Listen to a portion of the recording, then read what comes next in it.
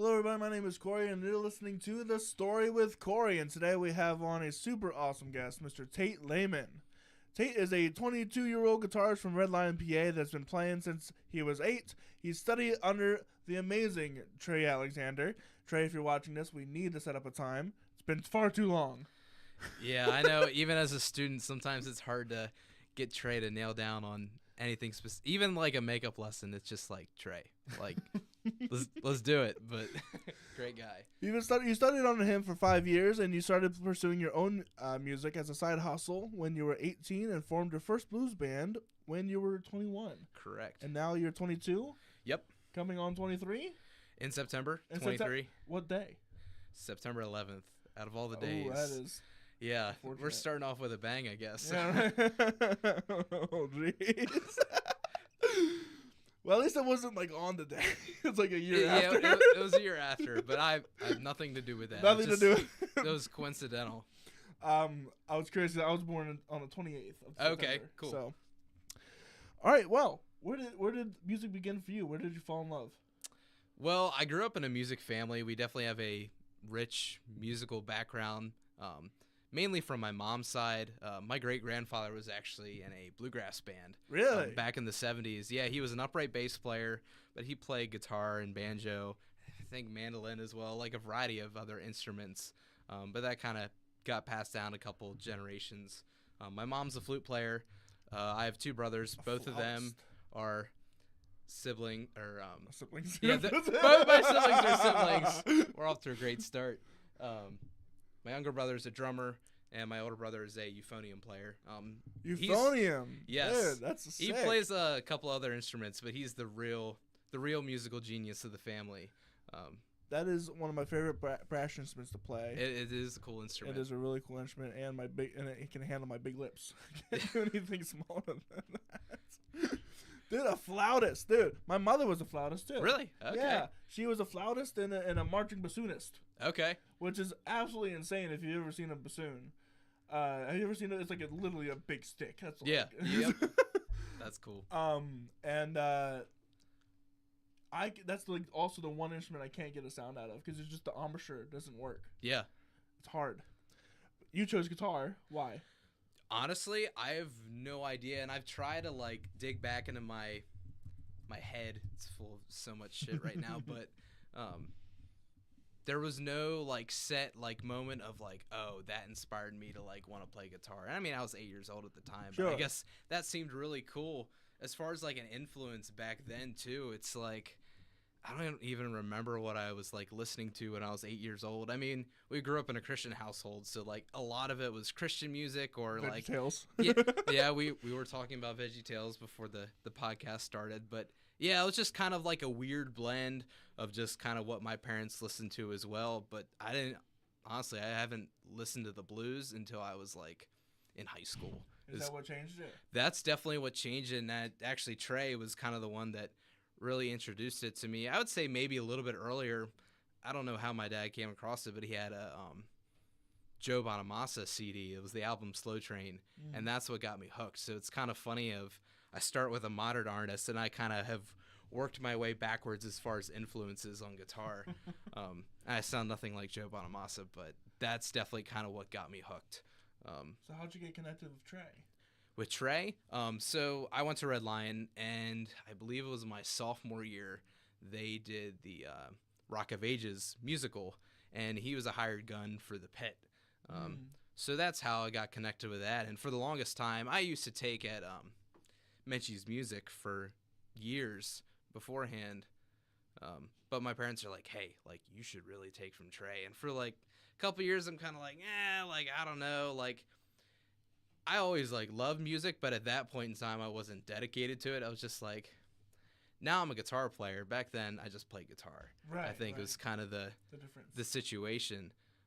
But eventually, I'm like, all right, like, I'll give it a shot. Like, it's closer to home because I live right in Red Lion, and he teaches at the guitar spot, so just made sense. I'm like, all right, I'll give it a shot, and I regret not taking from him earlier, kind of deal. And kind of the rest is history from there on. No, I totally agree. For any parents watching, The earlier you get your kids into music, as long as they want to, Yeah. do it. And sometimes it's hard too, especially like with a 8-year-old. Right. Like attention span isn't always there. Like No. some kids like might be more dedicated to it than others at that age. And that's honestly okay. And that's honestly like at that point of why I wasn't so serious about it until high school. It's because like I got other stuff going on, like just a kid growing up being a kid. Like I wasn't focused on guitar until I was like, oh, like I really enjoy this and I want to get good at it. And I think it's an important skill for any kid just to learn an instrument. I mean, it's literally learning a new language, and then you're also figuring out, rhythm, like time, space, sound. You're learning all these cool concepts, but in a really, really fun way. It is. Yeah, I think the biggest thing Hurts a is little bit, just, but- yeah, and that kind of ties in with discipline. Discipline is definitely a big part of that, and it's a good life skill is to be disciplined for many reasons. Luckily, I was a piano player. So That I cannot do. I've briefly tried piano, and I'm not thrown in the towel yet. Maybe down the road I learn piano, but it's just too inverted, and I haven't made the time to it's a pursue lot. that. Yeah, It's like I consider myself like a medium, almost like a mediocre piano player. Even though Bobby Gentile pulled me up for the. Dude, that was so much fun last week. jam. Yeah, that was a lot of fun. We actually first time playing together, I think. We might have played here at the SRCC maybe. one time, But for an at open least mic. in front of a crowd, a big crowd. Yeah. We played at the Central Pennsylvania after party jam at the Village. First time playing at the Village too, which was really fun. Yeah, that was a cool experience. Yeah, really cool. And I would consider that like to almost be mediocre for on like as terms of like pianists that I know. Okay. Because like are you familiar with like James Klippel? I believe so. That name does sound familiar. Wild pianist. Yeah. Utterly insane. Even like Henry Dvorak. Yeah. He's mostly known for his bass playing, but his piano playing is out of this world too. That's funny. So my current drummer, which he'll be moving, he just has other projects, but we'll have a new drummer soon. But he's primarily, I'd say, a bass player, but he's a freaking insane drummer, insane piano player, insane guitarist. He sings, and it's like, where does it end for this guy? Right. Shout out to Max Halderman. Feel free to check him out. Incredible musician. I think I really like getting back to the point, as I really do think it's important for kids to learn music. It gets their dexterity up, which is massively important for a kid because you see 5-year-olds and they just can't figure out their hands quite yet. Yeah. And helping them with music, you'll figure out really quickly how to use your fingers and manipulate them all sorts of ways. Whether it be guitar, piano, or even something like violin or trumpet or whatever else where you're actually like using your fingers. Drums is a different animal. I think. It is. It's a lot louder too. It's a lot louder. Maybe a bit more annoying. But even then, you're learning limb independence, which is such a crucial task. Yeah. Especially if they're going to be driving. Yeah.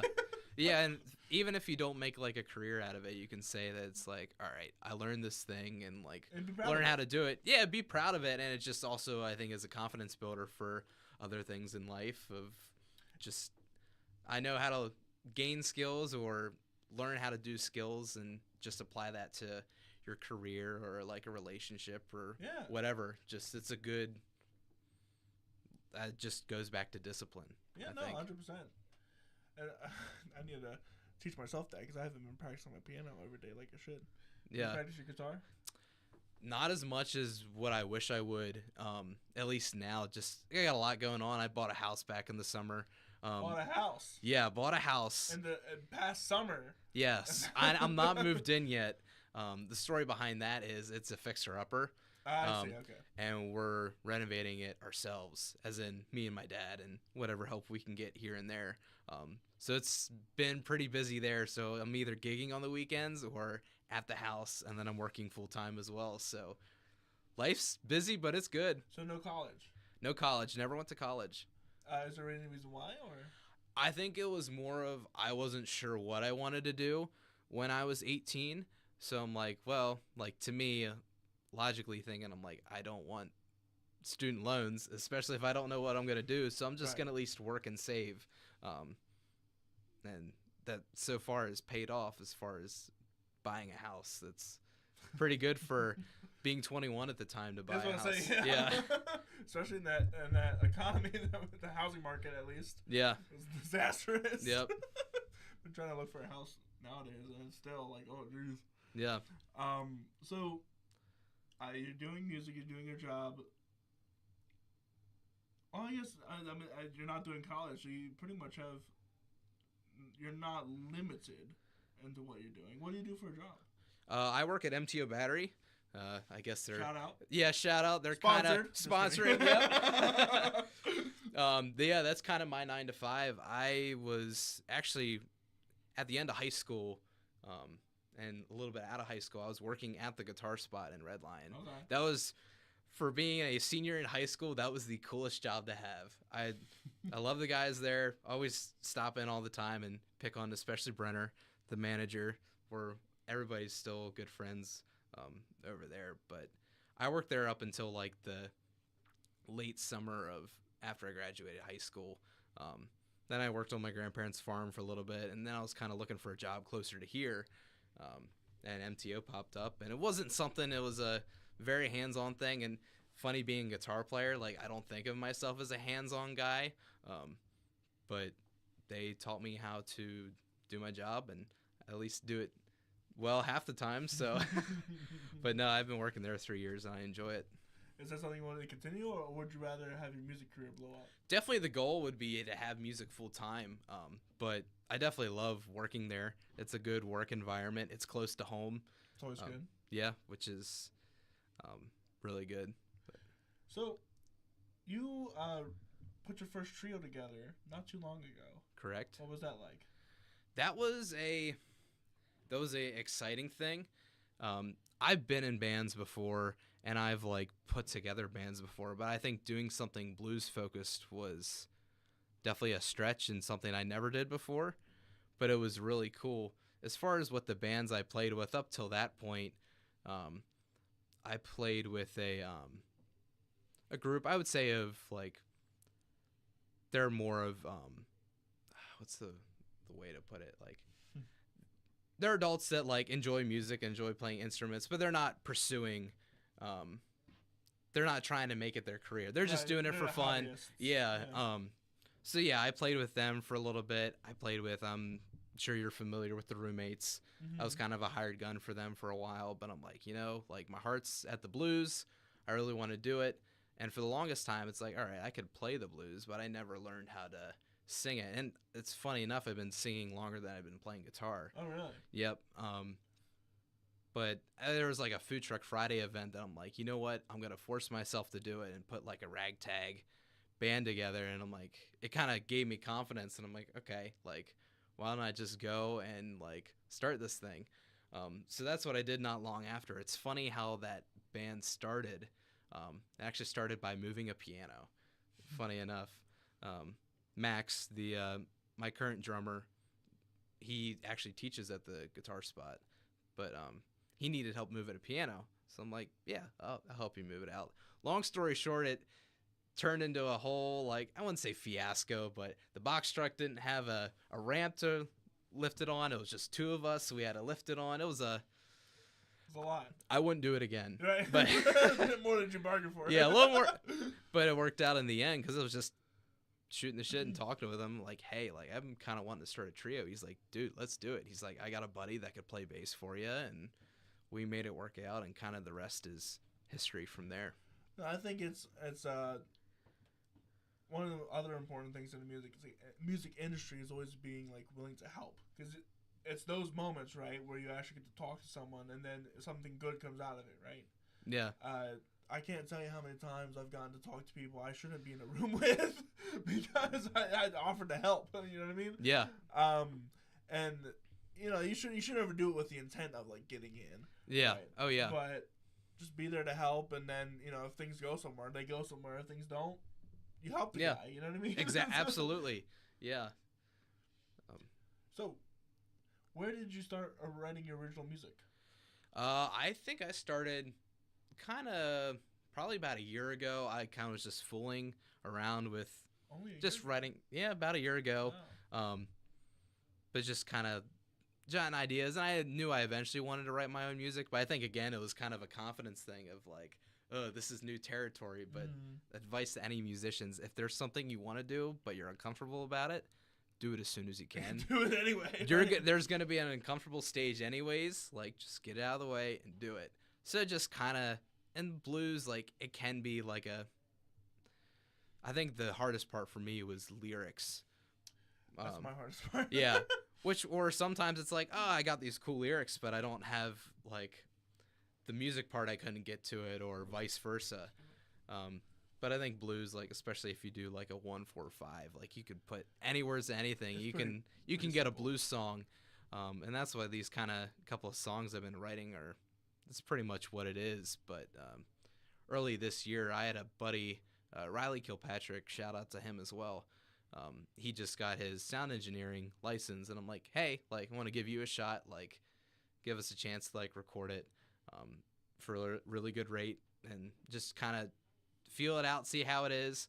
I intentionally didn't want a producer, just to kind of appreciate what a producer can do for the future, because I think for future stuff I would want to have focus on a more quality recording and just putting in the work now just to appreciate all the moving parts that go into it. So yeah, just started writing that, and recently we just pretty much wrapped up about 8 tracks. One of them's a cover and the rest are originals. So which we have today. We have 2 of them today, Fool's Gold and Who's She. Tell me about Who's She. Who's She? That one? Who is she? Who is she? Who's she can be anybody, I guess, for listening to this song. As far as the instrumental part, that riff, I've been playing for years. And I'm like, I don't know what this goes to, but I really like it. And as far as the lyrics, I could not nail anything down. And I think it's been through 3... iterations? Yeah, 3 iterations entirely, and they've all been completely different. Interesting. Yeah. What is it now? Now it's Who's She, which is kind of a, as far as like the lyrics, it's nothing, I would say, deep or meaningful. It's just a simple song of, and I think you can find with most of the songs, I like to, I think, kind of visualize and paint a picture in somebody's head, but it's just kind of a way that's like somebody's wired of like, say you're sitting at a bar or something and some chick walks in, you're kind of like, whoa, like, who is she? Not necessarily in a bad way, but just admiring somebody's beauty, which can be a cool thing. So that's just kind of what that song is. And I think that riff of like, you can just kind of imagine of like in a movie, if there's like someone like attractive that like really walks in, I can imagine that song playing in the background kind of deal. Well, let's take a listen to Who's She by Tate Lehman.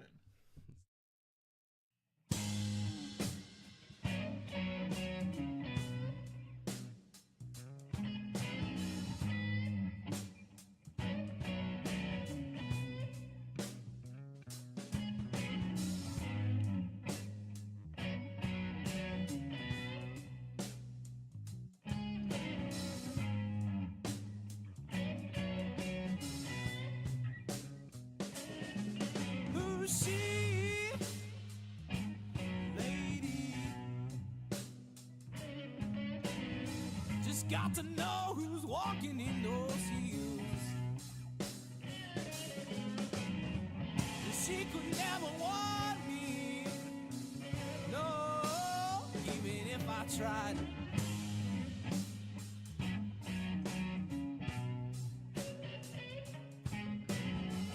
Gotta know her name before she walks away. Who's she?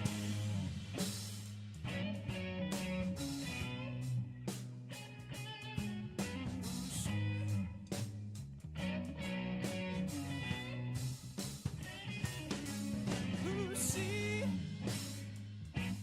Lady, curly hair, blood like that sandy beach. Never wanted more. You'll send for me.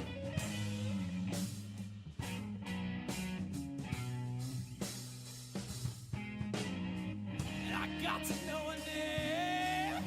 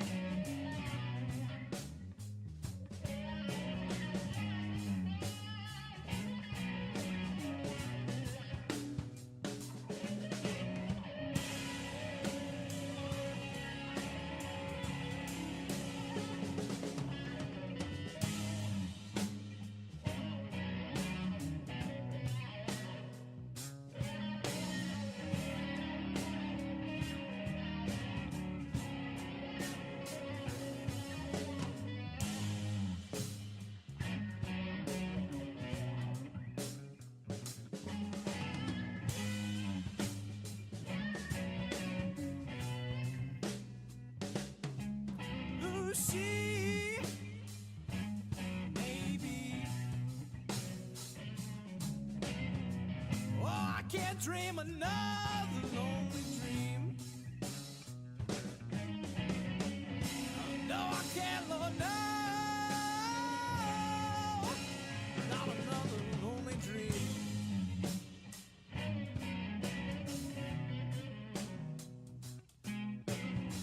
I got to know her name before she goes away. Who's she? Oh Lord, who's she? Who's she?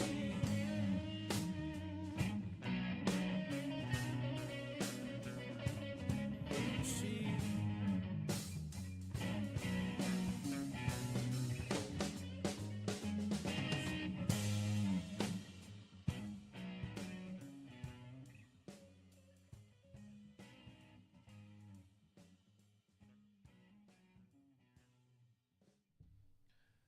That was Who's She? Yeah, that was. So, I hear that you're visually impaired. Yes, you asked me of what other stuff I want to talk about. I'm like, I can talk about that. I'm not afraid to talk about that. Oh, I'm glad. Yeah. Tell me about it. I wouldn't say it's something not a lot of people know because I don't I hide. would have guessed. Yeah, I don't hide it, but I also am not like, hey, this is what I have. Well, you also don't have glasses, so it's like... Well, I'm wearing contacts. Well, there you go. But yeah, I have a retinal condition called retinitis pigmentosa. What's that do? It does a lot of things. I was diagnosed when I was 13. I failed like an eye test at school. I kind of give you a little bit of background and went to a specialist. They're like, "Oh, like that's not good." I'm like, "Okay," but I guess it's degenerative, so it can get worse over time. Oh no. But in no pun intended, in layman's terms, Yeah, right. Yeah. I have a loss of peripheral vision, so like your field of vision. Yeah. So you're pretty much getting tunnel vision. Pretty much, Yeah. yeah. A lot of it is below my eyes, so like I tend to trip over a lot of stuff compared to other people. But that also allows me to not drive at all. So I've never driven. You can't drive. Correct. Oh wow. Yep. Who drove you here? My dad, my hero. Hey, there you go. Hope he's listening right now. Yeah, and it's nice for like being in a band, especially when your bandmates live close by. It's like they just pick me up when we go to gigs. So that is crazy. I don't know what I would be able to do if I couldn't drive. Yeah, it kind of is a weird thing of just working around that, especially it's like I pick a passion that you work in a lot of, and that's the other thing too is I can't see really well compared to others in like low lighting settings. Tell me where your hand is where you can't see it. So I can kind of pick it out right here. Down here might be like there a little bit. It's also in a dark room, and it's different. Like there's no set formula of like, oh, this is how you see. Just because lighting's a big thing too. Can't see well in low lighting, and then also adjusting the light. So if I'm in a dark room and walk into a bright room or vice versa, it takes longer for my eyes to adjust compared to the average human being. And like I said, it is degenerative, and it so it can get worse. That could eventually lead to legal blindness. I think I'm sitting pretty good right now. There's people my age that are already legally blind, but I genuinely don't think that would happen, at least in a lifetime where I have a quality of life. Like maybe if I'm like 90, okay, maybe I'm just maybe a little blind. Maybe a little blind, but yeah, that's crazy. Yeah, I would have never guessed. I definitely have been told I hide it well, but once you know I have it, you pay attention to more of like it's definitely kind of obvious of like, oh, he cannot see shit right now. But that is so interesting. Yeah, and it's genetic too. Oh, is it? Oh. Yep. Yeah, so which I'm not sure where in the family tree like we got it picked up from. I'm assuming it's some sort of mutation somewhere, but I'm sure. Yeah, if you have any questions about it, feel free to. Well, it's just interesting to me because my dad is legally blind. He's got all sorts of stuff wrong with him. he's a cerebral palsy. Okay. Legally blind, recovered alcoholic. I'm very proud of that. 10 That's years, awesome. 10 years of him, yes. In fact, I probably should have him on the show because he was also a drummer. Oh wow, Yeah. That's where my music lineage, both from my mom and dad too. that's pretty cool.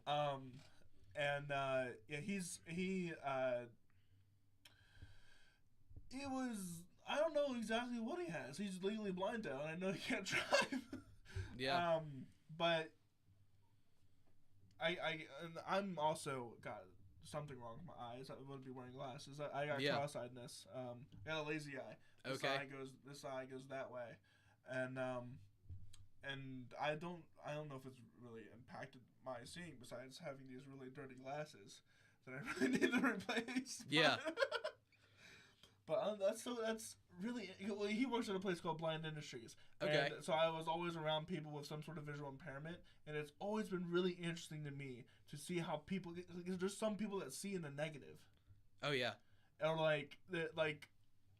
a computer screen will be blank for you, for like a normal seeing person, but to them they see it, and you know what I mean? Yeah. It's so interesting how like your eyes work, or like how humans can adapt to different sight impediments. Yeah. And I think one thing I've definitely noticed is like with my eyes being degenerative, I think my other senses have kicked in. Yeah. Which kind of leads into the next thing is not a lot of people know this either, but I have perfect pitch as well, which I think can also play a part into that. That is amazing. Yeah. That is awesome. Both my brother and Play I a C have right it. now.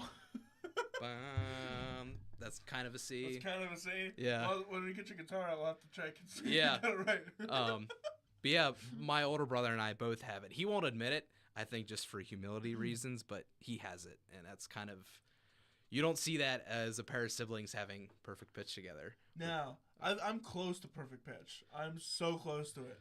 I've trained relentlessly for it. Especially because when you're being brought up to play, like jam stuff, you have to. Oh yeah, you definitely like develop your own like relative pitch over time. Yes. But I'm not like insane of like if you play like some chord, I'm like, oh, this is like a crazy like chord or like name intervals or anything. I can identify notes and what key a song's in, but I can maybe sometimes like tell if like, oh, that's a little sharp or flat, but I couldn't tune my guitar without a tuner. Yeah. Well, that's hard.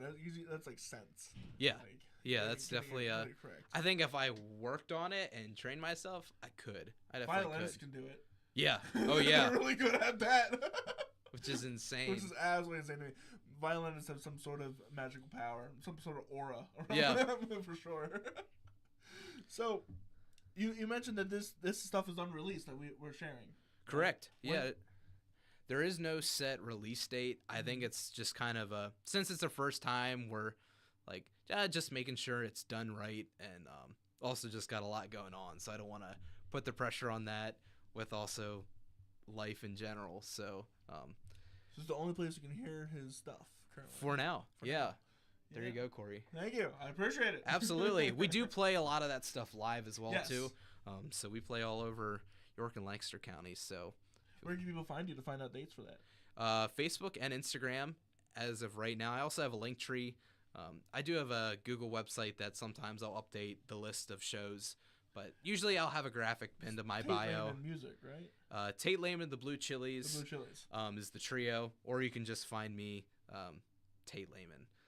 That is Lehman. You got it. Tate. Yep. Not in that order though. No. That's awesome, dude. So, is there any like concept behind these songs, or is it just a bunch of songs that you had written over the past like so? I think it was just kind of the pressure of like, all right, I need something to say, like, oh, it's an original song I wrote, because like a lot of people have been asking of like, have you been doing original music yet? I think depending on the song, like there might be a little bit of like a background to it, but it's just a compile of like, here's kind of the first take of like the first shot at it. Yeah. But I think the next time around I'll definitely hone in a little bit more and try to be. What do you think your weaknesses are currently as a songwriter? My weaknesses as a songwriter? Well, definitely being new at it, I think there's a lot of weaknesses. I think it's being okay with like certain stuff. Like to me, I might have like a vision in my head, and for some reason I can't translate it well to either guitar or vocals. But I think singing, like trying to come up with something original as far as the singing aspect, I found difficult. Also, by the way, if you're hearing background music, it's because we're at the SRCC. The wonderful, most best spot in the area for musicians, podcasting, and everything else. They're playing music just for us. They are playing music just for us. A band is rehearsing right now, which is the wonderful beauty of the space. So make sure you come out to every Wednesday. We just had our last open like yesterday. I wish I was there for it. I also wish I was there for it. I missed it. Yeah. usually I'm here for all of them. But I couldn't make it last night. But make sure you check them out every Wednesday, 7 to 10, right here at Susquehanna River Creative Conspiracy. Thank you so much for letting us use this space, and enjoy the background music. Where were we? We were talking about original weaknesses. Music weaknesses. Yeah, weaknesses. I would say probably, which is funny, just like, I feel like with guitar playing, I can kind of be melodic, but with singing, it's hard to come up with that. Like... And be confident with it, I think, too. Oh, yeah, no, well, what's the saying, right? You do something really bad a lot of times. Yeah. Until you get really good at it. And even, like, some of my earlier songs, I look back, and I feel like this about any passion. You should look back at your work and be like, ooh, that wasn't the best. Yeah. I mean, I already feel that now with a lot of the stuff, because we recorded most of it back in January. More as a guitar player, I'm just like, oh, man. Like, I would love to re-record that, but right. You know what? I'm just gonna roll with it. Yeah, and you have to. So sometimes, you can't go back to a song that, like, say, when you wrote when you were super depressed, and now years later you're super happy. And it's like, not the same. It's not. Yeah, exactly. You don't get the same emotion out of the voice. You just. You know what I mean, if you get re-depressed again. Well, that's not shouldn't be. I would not recommend that. Yeah. No, I would not recommend that. Stay happy, folks. Yeah. But yeah, no. There's only one piece that I can think back, like in college, and I'm like, I would still play that for everyone I know. Yeah. Only because I was super petty about it, and I worked really hard on it. Yeah. I'll have to show it to you after this. So you're still working on. You said you were still working on lyrics and just being comfortable with your level. Yeah, and I think it's also kind of just figuring out of like who I am as like a songwriter, just because it's a very new thing of like, all right, what's my sound? Like, what's I think your style? What's the style? Like, does my vocals complement my playing as far as like what I write as far as playing? Like, what's my style? Is that right? And I think like I might have some sort of identity now that I might not know of, and that can always change over time, which isn't a bad thing. Which isn't a bad thing at all. Yeah. And never should put yourself in a box. Yeah, I think a lot of people, like, feel like they're like, all right, like, I get to a certain point, like, this is it, and this is it forever. And right, like, no, absolutely not. No, some of the best bands have like Chicago. Oh my gosh, for how much they've like morphed over time. Any band, it's just like their first album compared to their last album, it's like, phew. Right. Like, and they're still a great, phenomenal band, you know what I mean? So. And a lot of the greats at the time, like, of what they released was, like, crazy abnormal. Like, my new drummer, big Rush fan. Like, if you look at, like, Rush, oh my gosh. Utterly like, that was insane. Crazy insane, but it's great music. It's phenomenal music. Yeah. And it's like, well, like, and not to harp on this more, but, like, I'm a huge Elton John fan. Okay. Tiny Dancer. You're familiar with that song, Yep. Tiny Dancer? It's got 2 whole verses, like long verses, before he gets to the chorus. That was not heard of at the time. Yeah. And only recently did it ever, like, really get famous. Mm-hmm. Like, recently as in, like, 2010s or so. It really popped off. And, like, even, like, Bohemian Rhapsody. What a song. Yeah. It's right? like, they had some freaking balls to, like, release something that. like Yeah, that. It's exactly. like, I know I couldn't. Like, even if I had something of that magnitude, I don't know if I'd be able to release it. Just like, because it's so out there, so wacky. Out there, yeah. But they did, and it's phenomenal. And I think more bands should be more willing to like just genre mix and and not be like Elton John. How many people has he worked with? He worked with Tupac. He's worked with Britney Spears recently. Yeah. You know what I mean? You know what I mean? It's like two complete opposite different people. Right. And he works with everybody. Like he's got some collabs that I've never even heard of. Yeah. And it's like when I first heard Ghetto Gospel I was like, okay, this is Tupac. Is that Elton John singing right now? What is going on here? Yeah. I feel like, and especially in this local community where we have all these amazing musicians that typically are so ready to work with each other, I think why not? Yeah, absolutely. Yeah, I think the hard thing though with like the blues is there's such a traditional factor to it. There is. Of like, if you get too far from that, is it really the blues? Or is it Theseus ships? Yeah. Yep. Ship Theseus, I should say. But yeah, like I kind of ran into that as well of like, all right, like if I want to be blues, like is this really blues or what makes it blues? Like, so there's always that aspect of it as well. And I kind of like the traditional aspect of like, Albert King, the blues don't change. Right. Like kind of deal of the almost kind of a stubborn way of like, these are the rules and that's how it's going to stay. I kind of like that aspect of it just a little bit of.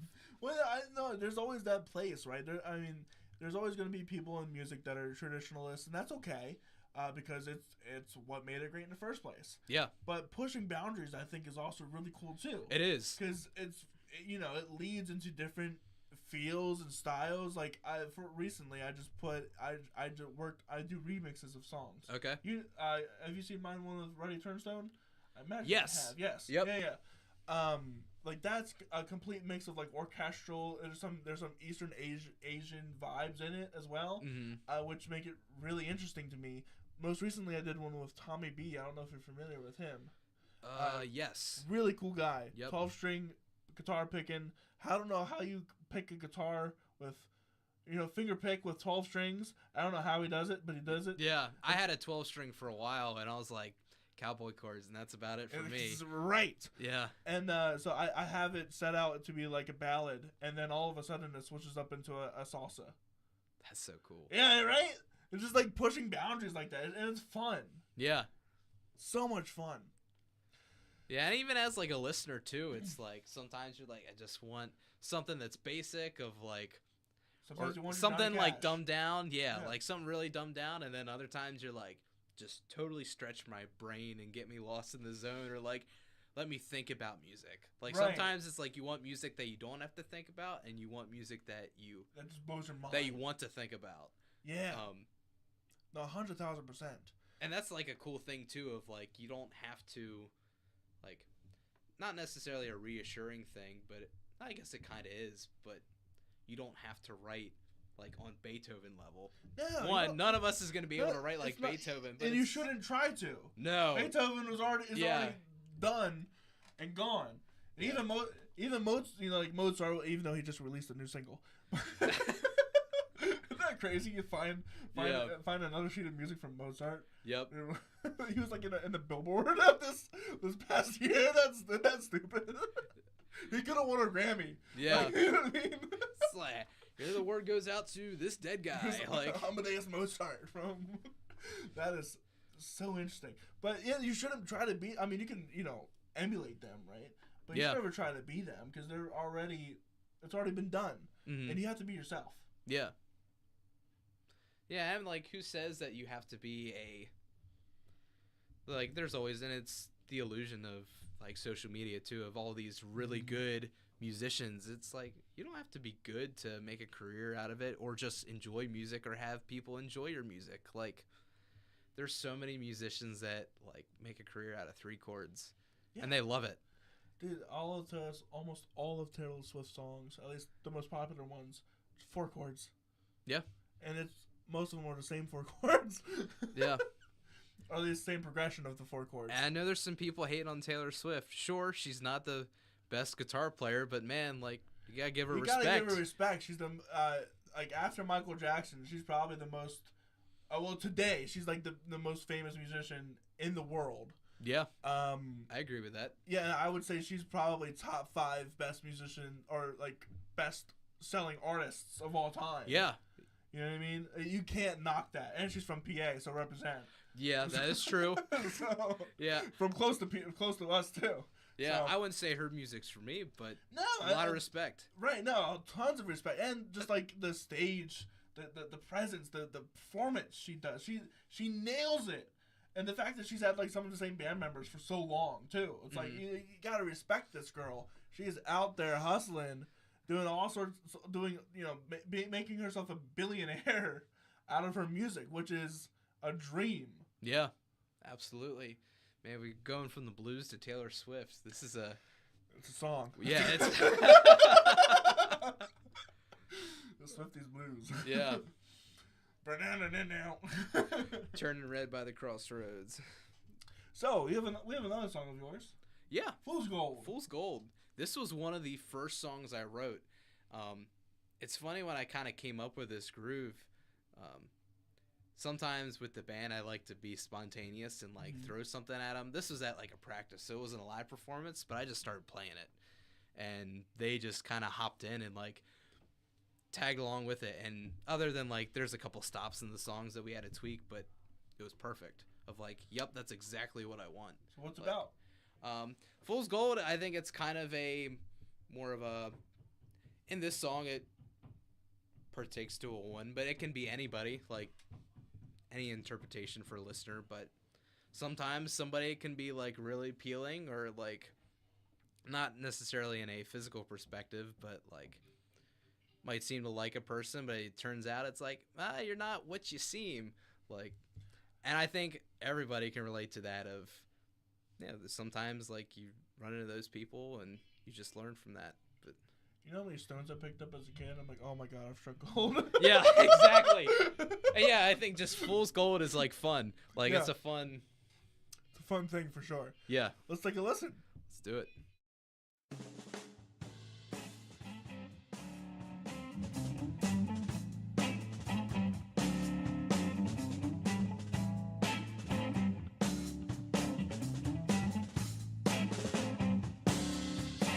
You paint that picture. You feed my eyes. You couldn't come up with that better disguise. That velvet sleeve to match those sheets. And I'm sure that dress isn't just for me. I saw you late last night by the crimson lights. What are you doing there? I saw that look in your eye. You just can't hide that perverted glare. I know, you know, you're fool's gold. Fool's gold.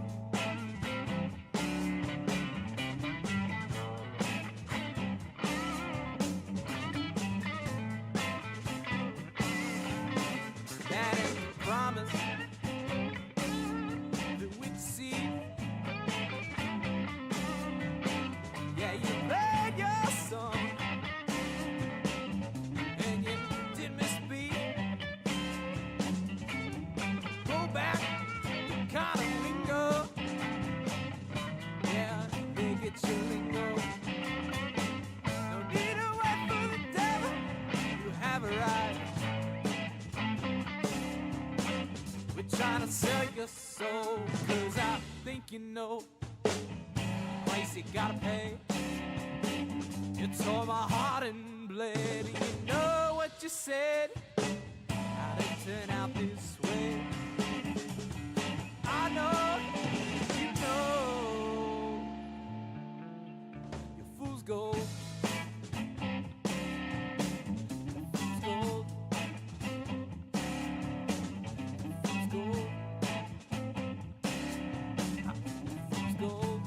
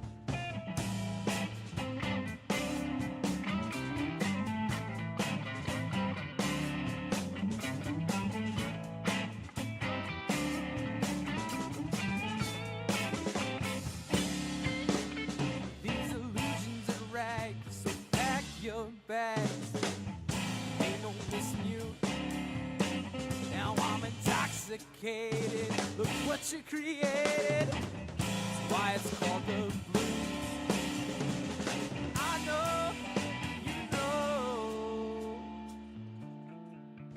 Fool's gold. Fool's gold.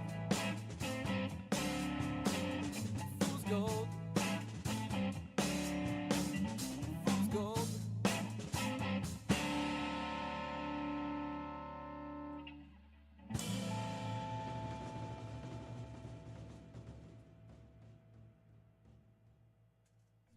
So, you said that you grew up Christian and you have a love of VeggieTales. Yes, I did. Before we were on the podcast, what were we talking about that came up? We were testing your guitar. Yes, and we can do it live. Which we aren't because we won't have enough time, unfortunately. Womp womp. You'll just have to see him live at one of the shows. Yeah, we'll be playing in Carlisle tomorrow. Carlisle. Back Porch Brewing Incorporated. That's awesome. Yeah.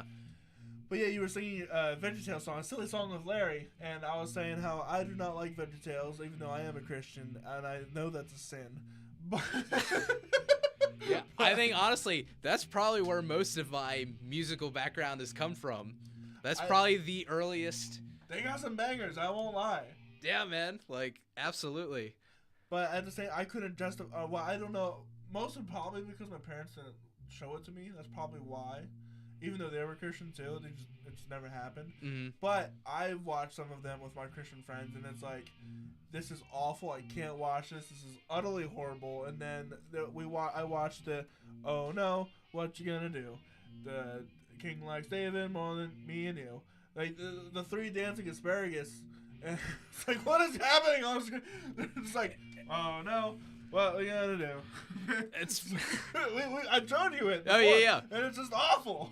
It's funny, like, earlier today, like, thinking of, like, all right, what are we going to talk about in the podcast tonight? This is probably the last thing I think we were going to be talking about. This is the story with Cory. The story with Cory. It's wonderful. Not sponsored by VeggieTales. Not sponsored by VeggieTales yet. Yet.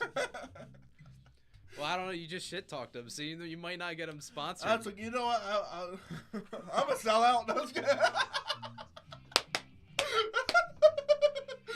Oh, man. I will not sell out. But if VeggieTales doesn't want to sponsor, I might reconsider. There we go. Their later stuff is better. I like their later stuff because, technology gets better. And they were, like, pioneers of CGI at the time. I guess so. They really were. Besides Pixar, it was VeggieTales. So I can't fault them for that, even though it looked utterly awful and disturbing to my child mind. But that's neither here nor there. Yep. Yep. So you grew up Christian. How does that influence your music at all? Well, honestly, like I grew up with a lot of Christian music, so it was funny of a lot of the guitar playing I was doing. I was growing up like in church band, like that was most of what I was playing at the time. I did kind of drift out like a little bit after towards the end of high school. I wouldn't say I became a non-believer, but I just kind of drifted away. Like I think just life happens. Yeah, like got busy, but recently started getting back into it. I've definitely questioned over time of like, can I do this and be a Christian at the same time? It's hard. It's very hard, especially just with the world we live in. But right, I think also like the and stuff like that. yeah, Right. I don't have that problem, thankfully.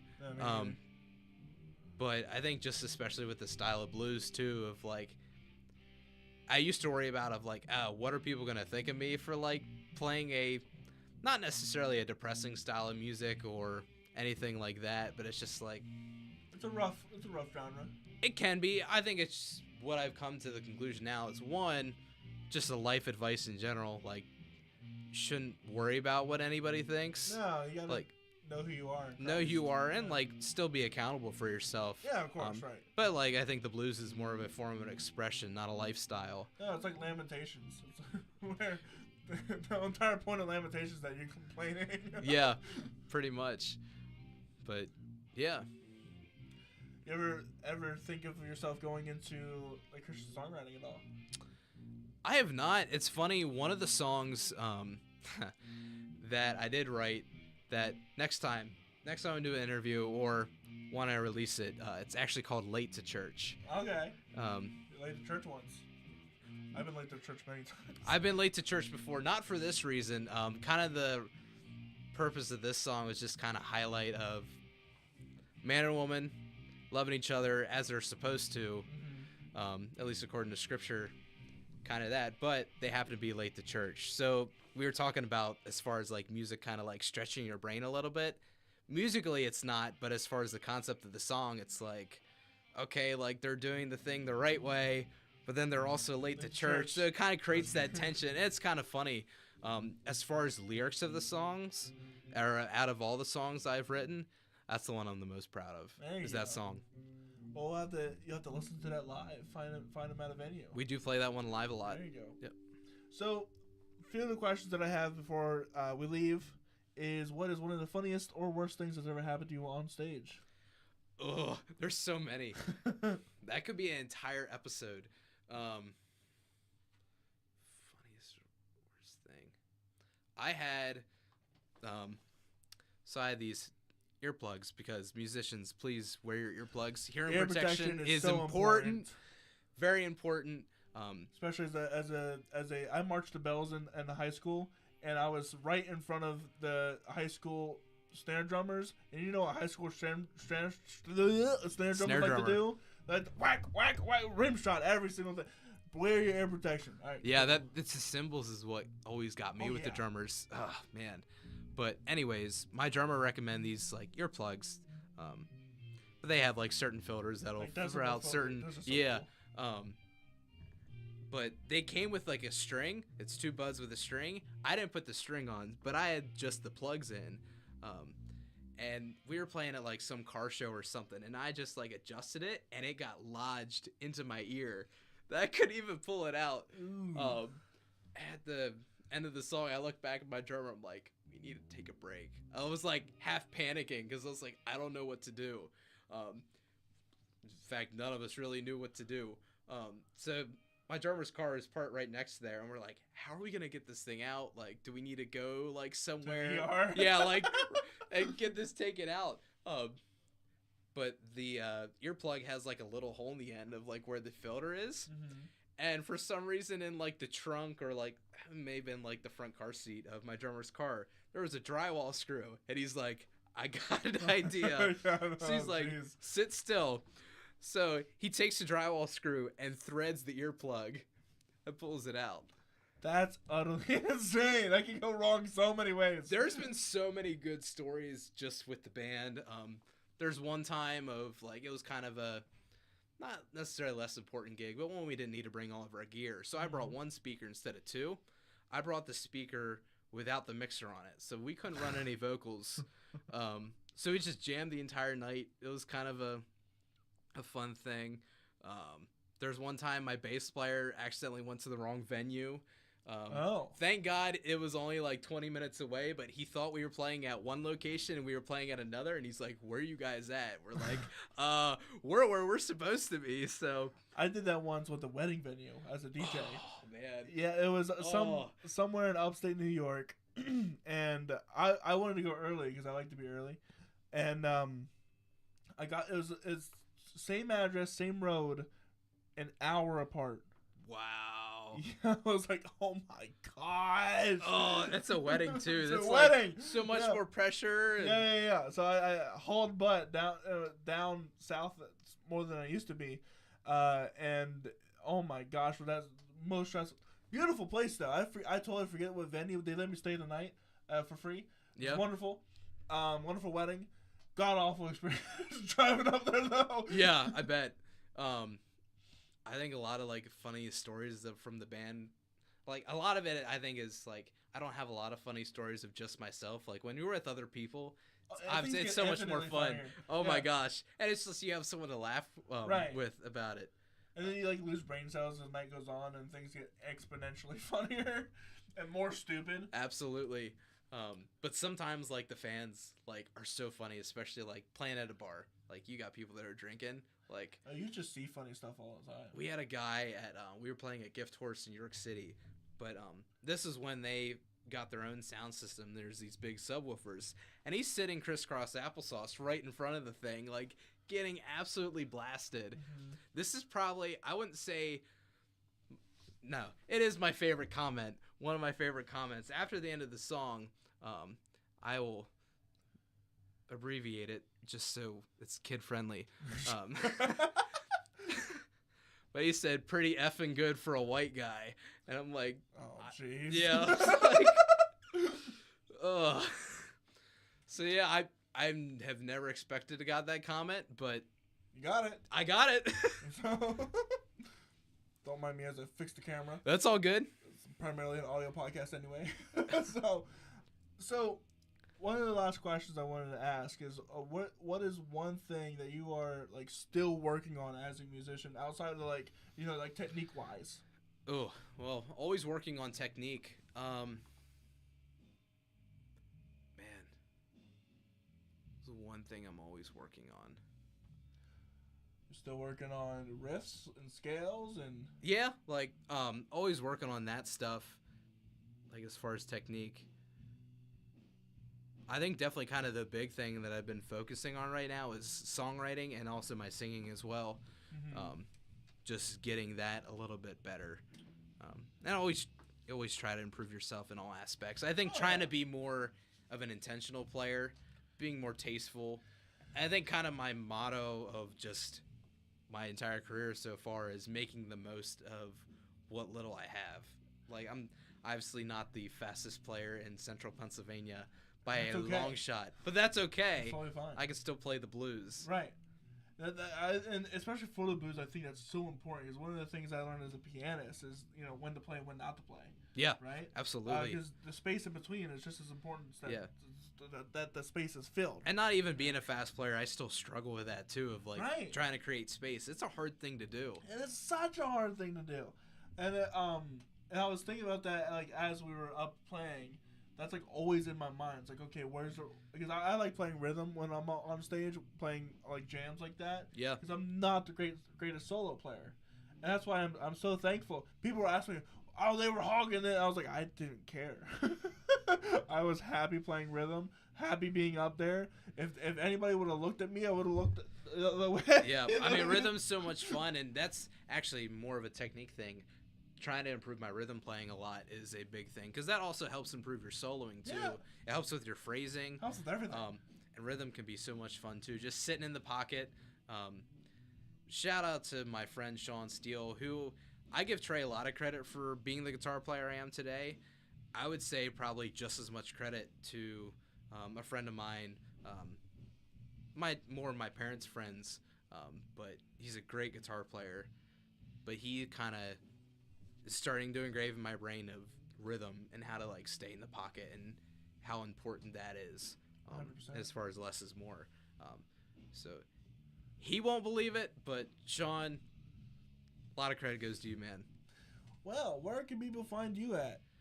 Find me on Facebook and Instagram. Find myself, TateLehman, or you can find my blues trio, Tate Lehman and the Blue Chilies. We play all over York and Lancaster. What's the story behind the Blue Chilies, real quick? Because I forgot to ask. Yeah. So that one, it was kind of I knew it wanted to be Tate Lehman and something, just because the kind of principle of that band is, like, I'm the driving force no matter what, and whoever's, like, behind me, it's like... It can be a rotating cast if it needs to be. Yeah, like, I'm the one that funds everything. Like, I get... So take the best of it and the worst of it. But the Blue Chilies is never seen a blue chili in my life. I've never either. I guess they do exist. Do they? Yeah, I did look that up. I guess it's some like weird genetically modified. Some monstrosity. Yeah. But my drummer and I were like trying to come up with names, and his wife's an artist. And he's like, why don't we just do the Blue Chilies? And he's like, here, my wife sketched the logo. And it's the logo that you see now. Like, just totally sketched it out of the blue. And I'm like, yeah, that works. So it's like, that's what it was. And, like, didn't even think about, like, no, we're not a Red Hot Chili Peppers tribute band. And we play the blues.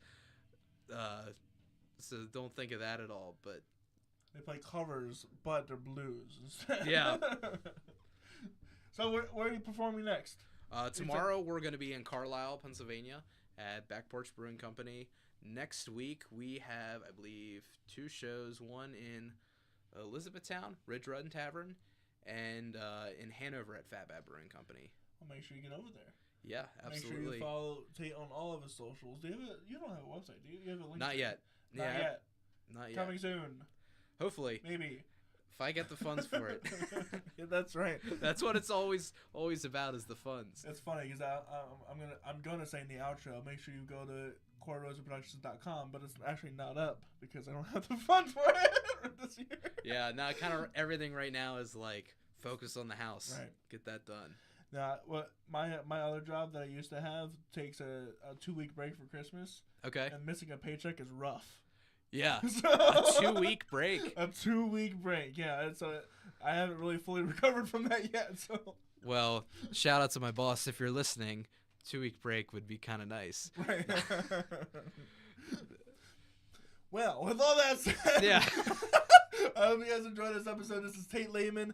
Make sure you follow him everywhere. That's TateLehman. Got it. Tate Lehman, all over the place. My name is Cory Rose. You can follow me and all the things I do at CoryRoseProductions.com. Of course, when it's up, it should be up within the next few weeks because I'm getting paid tomorrow. Thank you so much again for having me, Cory. Yeah, man, no problem. Anytime. And with all that said, I hope you guys have a wonderful rest of your week. We will be back next week with Wyatt Becker and his band. See you guys around. Bye.